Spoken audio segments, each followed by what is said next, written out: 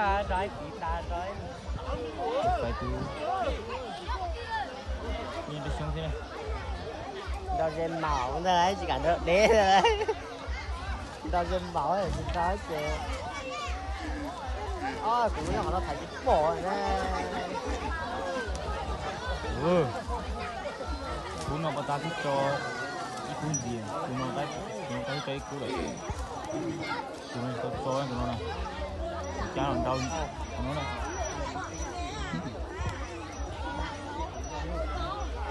câu kia đau chưa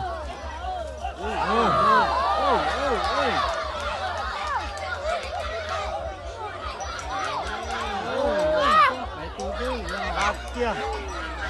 đi kia chi phí đấy à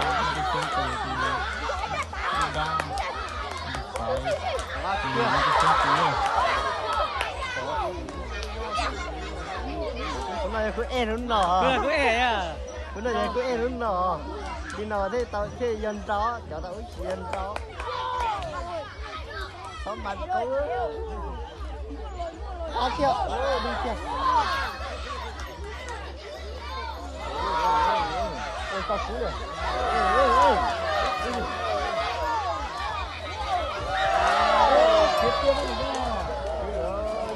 tiếp